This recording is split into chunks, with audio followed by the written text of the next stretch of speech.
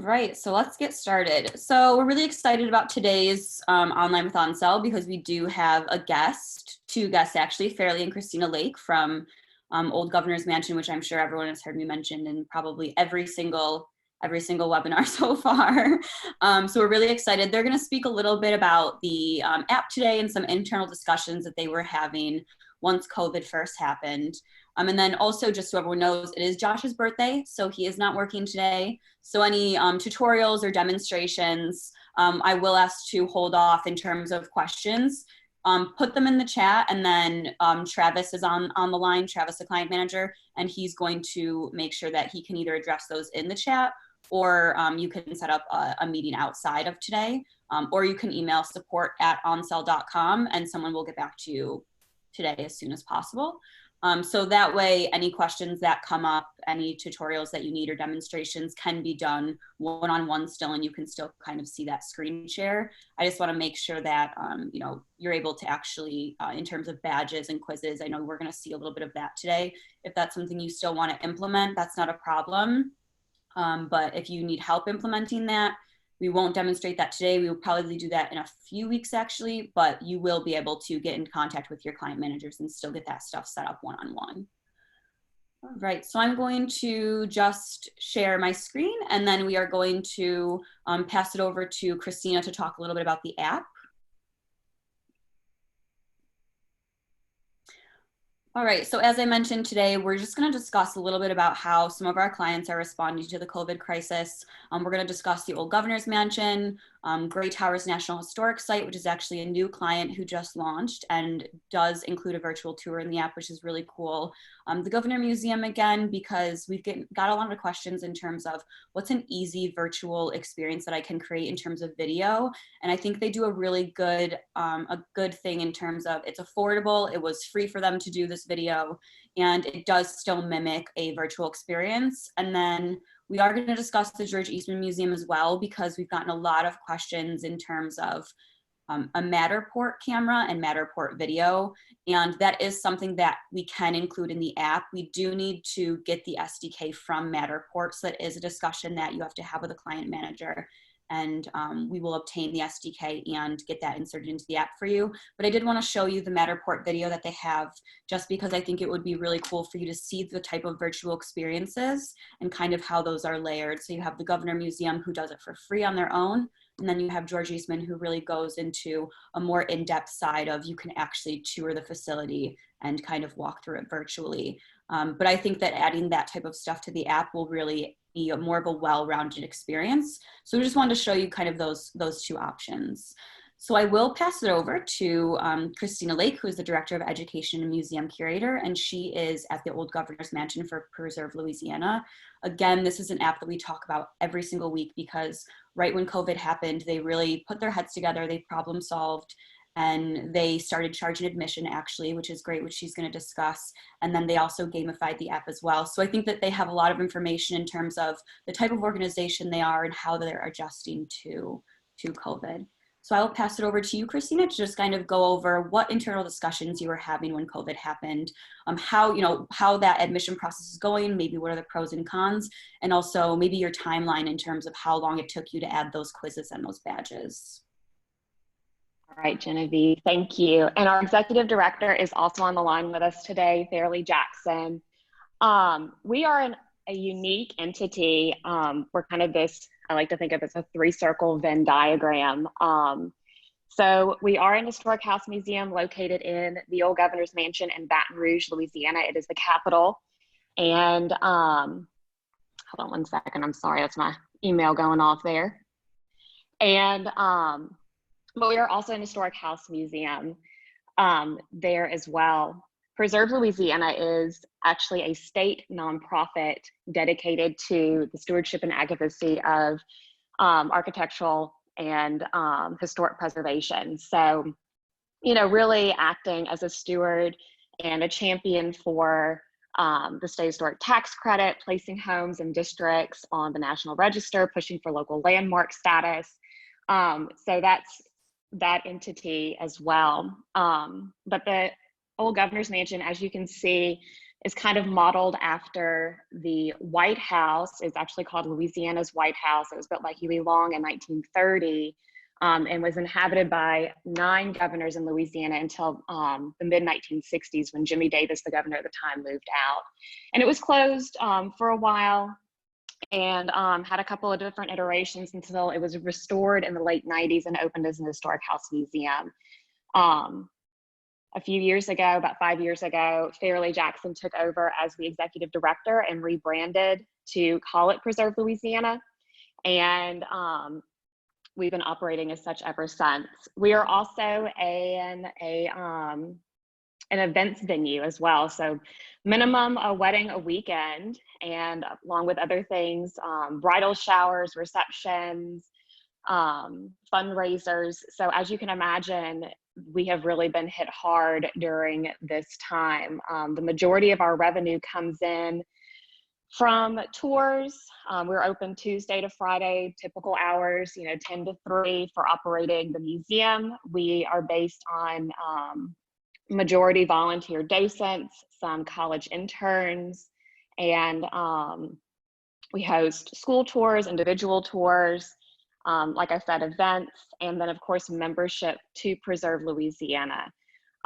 We also host events through Preserve Louisiana. We call them heritage events, heritage lectures, land yap lectures, and that is in our East Room, which you can see on the tour as well. So before my predecessor, I've been with Preserve Louisiana since July. My predecessor actually set up this tour with Onsell, I think at around 2017. And it was just used for when we did not have a docent on call, if a visitor wanted to kind of go at their own pace. So that was a really great opportunity. But as Genevieve said before, when we were first in mid-March, our governor was saying, we're going to be closed at least through the end of March. It was really, as the rest of the United States, kind of up in the air about what our quarantine time was going to be and how that was going to be affecting public spaces. At first, we implemented a no-touch purchasing system for the app. We requested that our docents no longer come into the mansion and that all tours would be through this handheld device.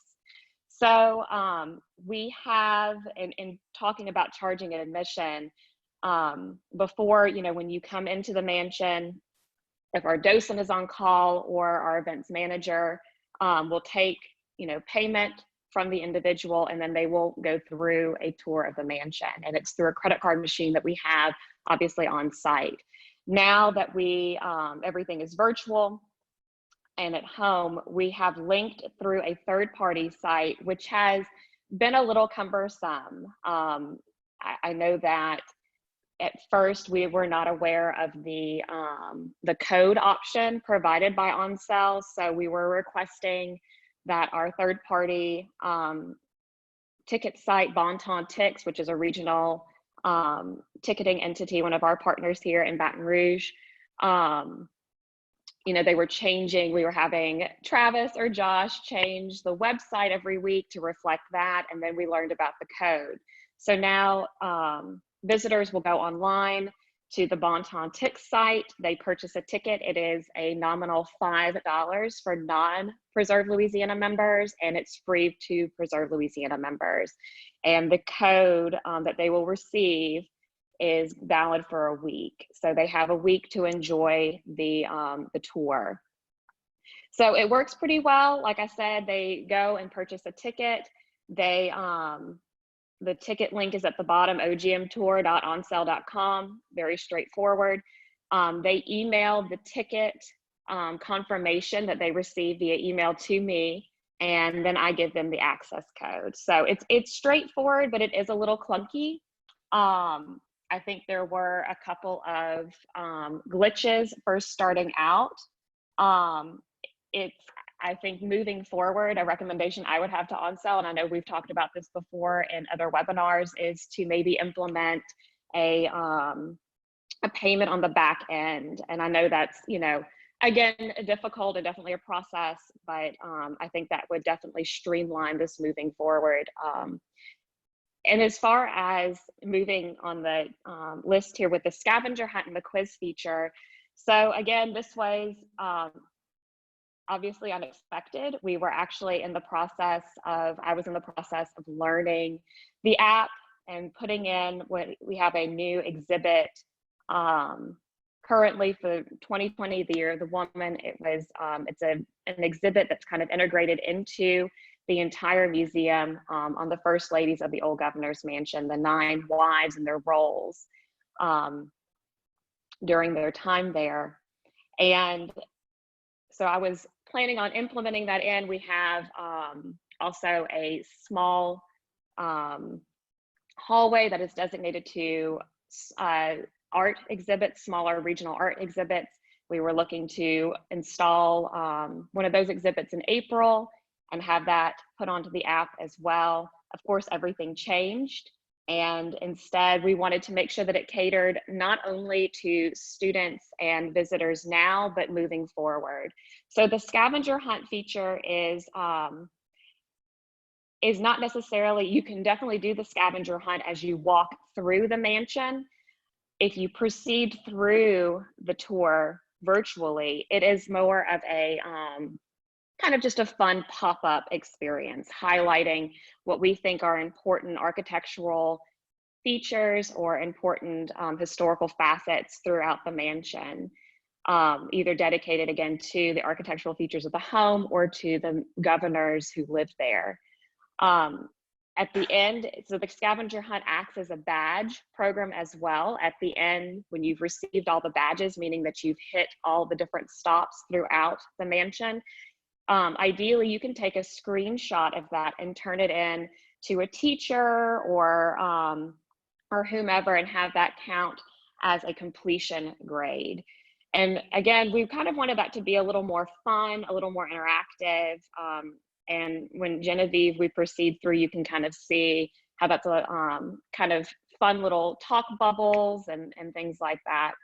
So with the quiz feature, again, it's not as much fun, right?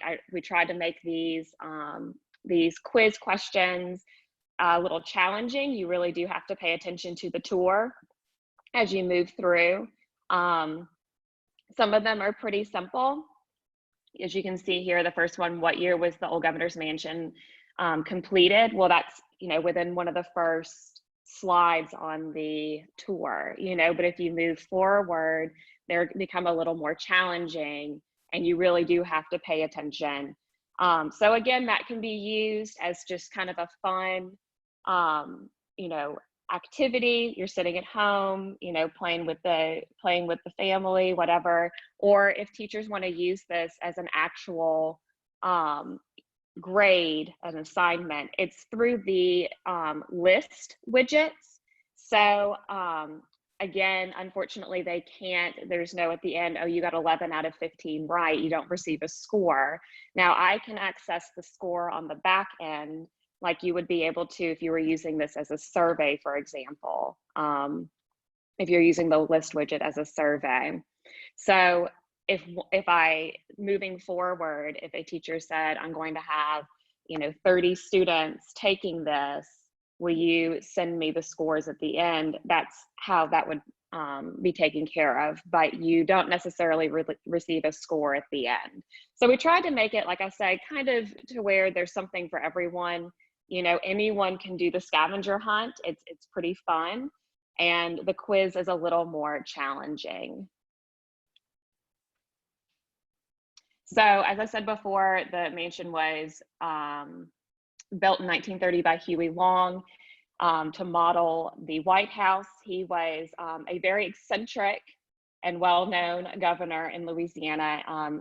He said that he wanted the old governor's mansion to look like the White House so he would know where the light switches were when he moved to the real White House. He thought he was going to be the next president. So we have it to where where Huey Long is kind of guiding you through the mansion.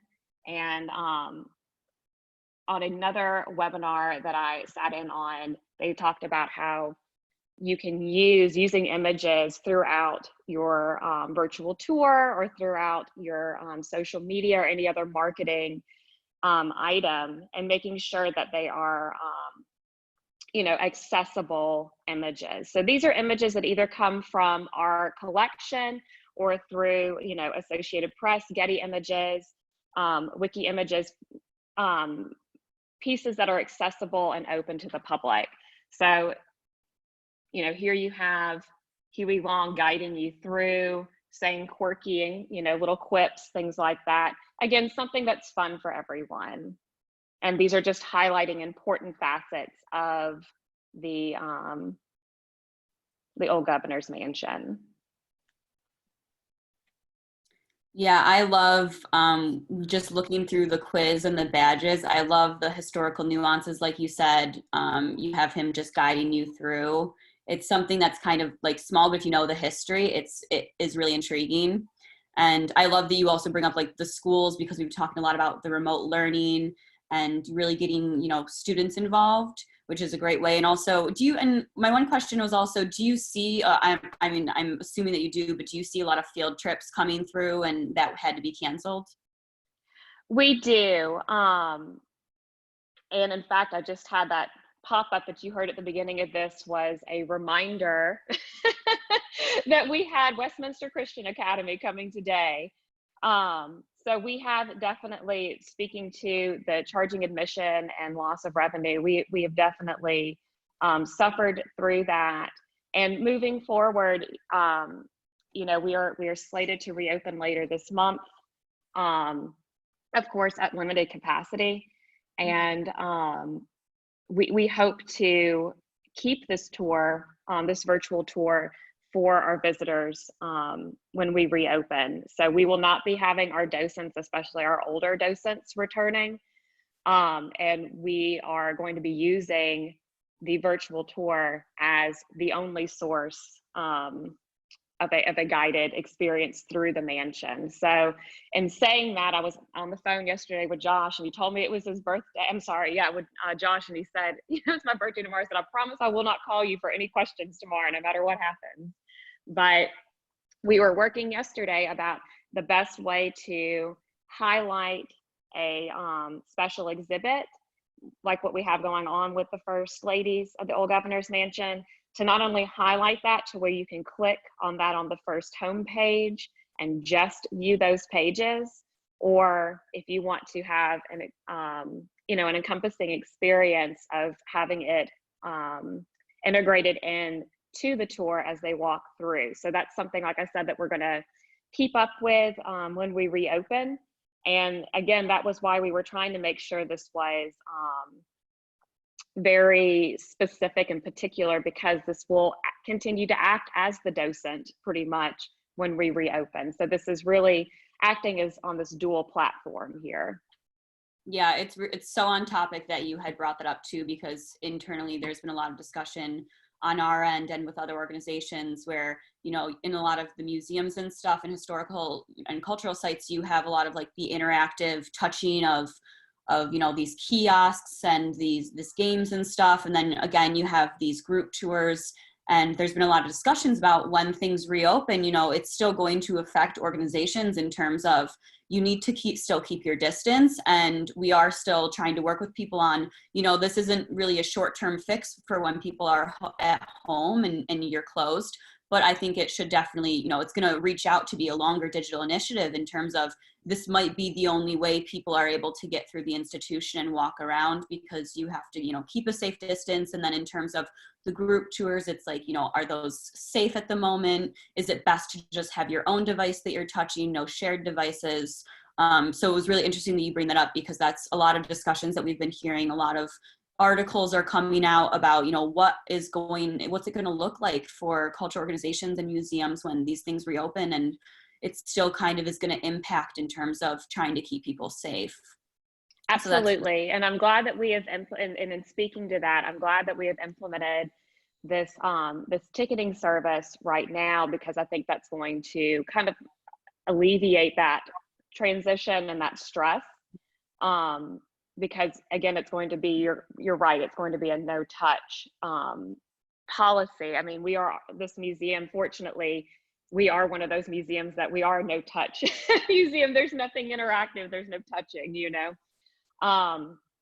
But since we already have that ticketing in place with Bon Ton ticks, you know, the visitor will have to purchase a ticket before they arrive. We will, you know, look or scan the admission. They will email it to us, whatever. We're in that conversation right now about how we're going to have that work out.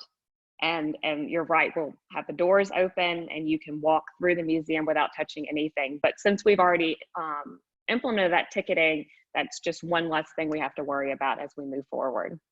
That's great. Thank you so much for the information and for giving us a little bit more background and the discussion. The one thing I did want to ask in terms of, and maybe Fairleigh can speak to this as well, is we always talk about marketing. Is there anything you guys are doing differently to market this virtual experience specifically? Well, we send out e-blasts to through Constant Contact to our members, supporters, friends, visitors to the museum. So we've been advertising like that. We're present on social media. And I think a lot of it too is word of mouth. You know, we have a really strong base here, and people want to support, you know, and I think that we are fortunate to have that base. And people, you know, knowing that we are struggling, small nonprofits are struggling, as everyone is, of course. And even though we are housed in a state building, a state-owned building, we actually don't receive state funding. We are a self-generated nonprofit. So we are fortunate to have that base, but it is still a struggle, certainly. So that's been a huge push in trying to advertise for that. And I don't know if Fairleigh wants to step in and say anything to that effect. But like I said, it has been a struggle from that standpoint. Right. Right. Okay, so I'll just go through, I'll just show the quiz just one more time, just to give people, don't want to go to that one yet, just to show people that just how it's set up is you have your question, you know, the incorrect, correct, and then you advance. And yeah, like Christina had also mentioned, this quiz doesn't need to be the easiest thing in the world. You know, you can really kind of force people to explore the app and push them to keep going through and find this information. And I had actually done the quiz, and it did take me some time to really go through and find this information and try it out and get through the quiz. And it was enjoyable in terms of, you know, it really pushes you to learn and to really understand more about the organization. And Christina, again, thank you so much for speaking to this. And again, if anyone's going to be on the 4 o'clock call, Christina and Fairleigh will be on again just to discuss the same stuff. We are going to do the same topic because we do have some Pacific Coast people who aren't able to make the early call. But okay, so we're going to go through just a little bit more, and I'm just going to show you the Gray Towers National Historic Site. Like I had mentioned, they were a new client. And the one thing that they had been doing is they had launched specifically to add in this virtual experience here. And you can see that they still have a regular tour in terms of going through the site, and here's the East Terrace, and going through the building as well. But then you also, once you do click it, you can do this virtual tour, which links out. I wanted to show this specifically because it does show that there are other ways to do these virtual experiences, other softwares to use, and then to link it into the app. This one specifically is both a web app and a native, so you could use it in a web browser, or you could actually download it, and you could download it's the actual USFS portal app that you would download, the National Forest Explorer. So that might be one just to kind of take a look at in terms of, you know, virtual experiences that you're looking at, and maybe easier ways to launch that. And again, if this is something that you're interested in, contact your client manager, and they can also speak to this organization and kind of find out how they did it. So again, like I always talk about, you know, check out other apps and share ideas and look for what you would like to do in terms of what's affordable for you, what is the most efficient way, and what digital assets you already have. And this is something that they had recently set up, which I thought would just be a nice one to share, specifically because it was a response to COVID and keeping people, you know, they can't go on site, but they can also tour it virtually. The other one I wanted to run through, like I'd mentioned before, the Governor Museum, they specifically created what they, we use air quotes, a virtual tour, because it's not necessarily a VR video, but at the same time, they were actually able to go through the museum and take photos and link those together and create this very much so virtual experience where you do see everything. So that's another thing that might be a good idea. And this was free for them. This is something they did in-house. And it didn't take that long because it was really just them going through. And again, I tell people, if you're able to get on site and it's closed and take these photos or take this video, this is a great option if you're looking to mirror that on-site experience and you're like, oh, we don't have the digital assets for a virtual tour right now. That's okay. Same with, if you don't have the budget to do a Matterport video, this is another thing that can be launched as well, is you just go in, take some photos, or you can walk through and take that video and then upload that like they did here. And you can do it room by room, gallery by gallery, outside or inside, however you want to do that. And then I did want to show that they do have their feedback here. And I always tell people, let your users drive the experience. So add a survey and ask them, what was your experience like? Is there something you would like us to add? Is there a topic maybe we didn't cover? This works really great sometimes for interaction with, younger audiences as well. We have a nature museum that has launched, videos of their staff actually talking about certain animals, which is a good one to do surveys on. Is there an animal you want us to talk about? Is there a topic you want us to talk about? And that would be great right now in terms of a remote learning experience. So I just wanted to show that they do have that survey in there as well. So I will show you just this Matterport video. Again, this isn't in their app yet, but we are looking at launching it in the app. This can be added, Matterport, as far as you could do two things. We could actually get the Matterport SDK and embed it in the app so that it can be used from the app itself.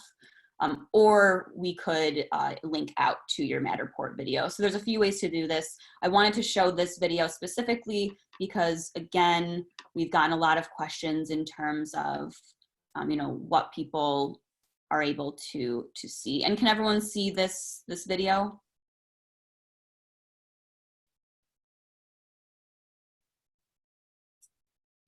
It's showing up for me. Okay. Yeah.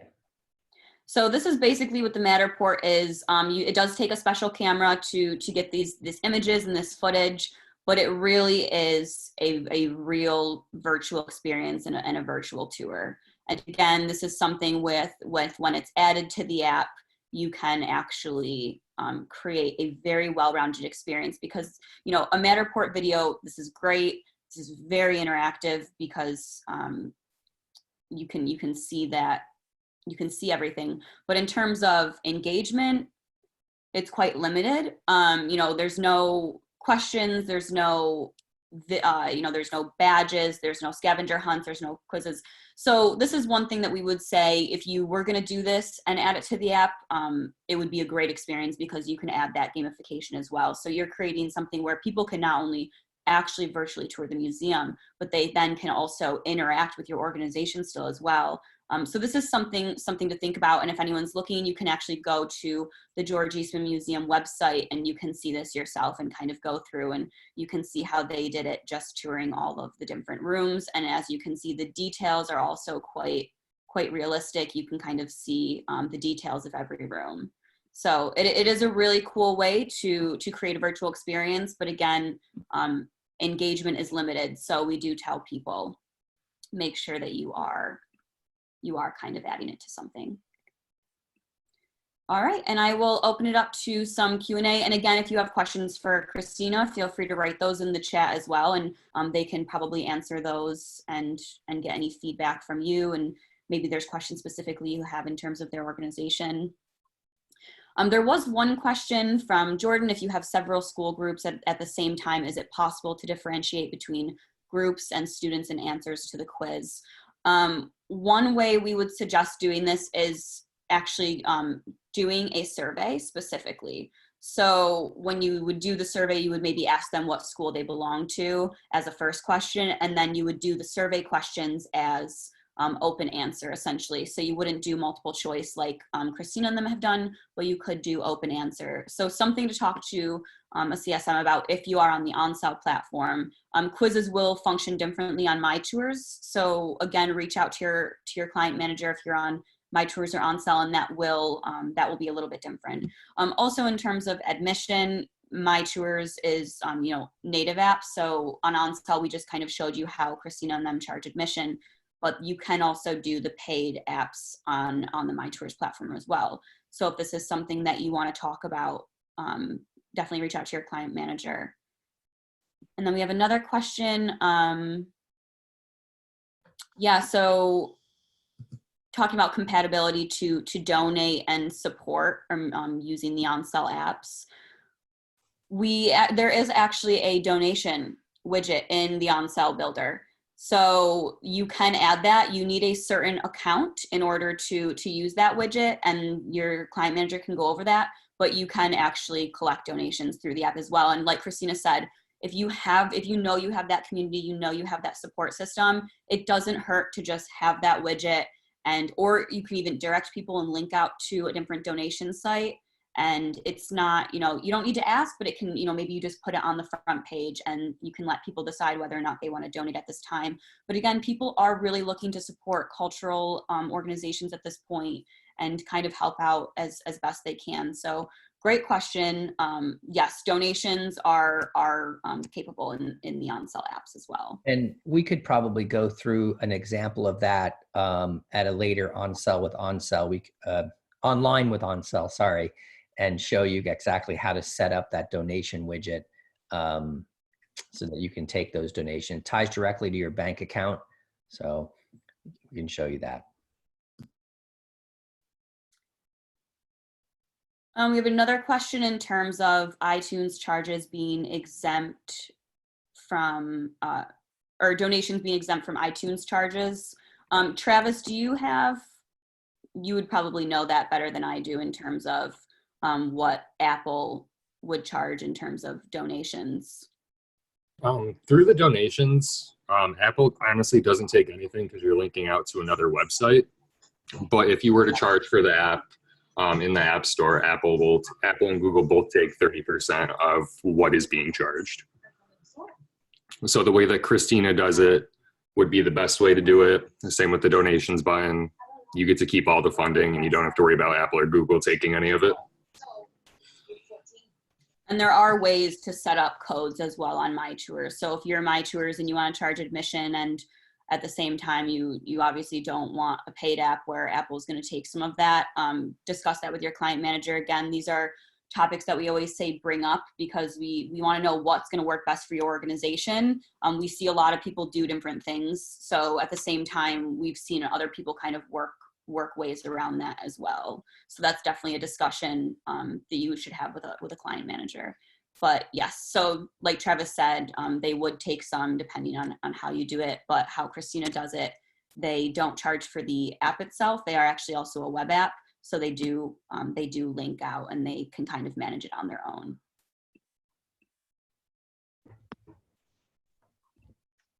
Is there any other questions in terms of, also feel free to write in the chat if there's anything that people are looking to learn about. We haven't been getting too much feedback on the surveys. So we want to make sure that we know what you want to hear more about in the upcoming weeks. Like Tom said, we'd be more than happy to also do that donation widget and go over that with people and show you how to add that, and maybe also show you how to link out in My Tours and how to best do that in terms of collecting donations. And we can maybe even pull some examples as well and review those. Also, any questions on Matterport, message your client manager. If it's, we'll find out if it's a good option for you to add that in. Maybe you already have a video. So definitely let us know in terms of that as well. I'm not seeing any other questions come through. All right, and again, like I mentioned, we will be going over this in the 4 o'clock meeting as well. Thank you so much, Christina, for being on, and Fairleigh for that information. And we're so excited to hear in the 4 o'clock meeting and let those specific people kind of hear hear what you guys have to say as well. Again, any questions, anything you want to learn about, we will be sending out that survey. Any demonstrations you want, book a one-on-one meeting with your client manager. We're always here. You have that drift chat as well. That's open 24 hours. So you can really reach us at any time and ask any questions in terms of badges, quizzes, admission. We're always available. And then we do have someone saying that they are still interested in going over badges. We do have that a lot. So I think that we will probably be looking at doing that for next week, maybe. We'll get Josh in on that and see if he wants to give a demonstration on setting up those badges. And then we'll choose something maybe to do for my tours as well, since that feature isn't on there yet. So, okay. All right. Well, sounds good. Hope to see some other people in the 4 o'clock meeting. And again, we're going to record this and put it on our YouTube and also in the support as well. And Christina and Fairleigh, we will talk to you at 4 o'clock as well. Thank you.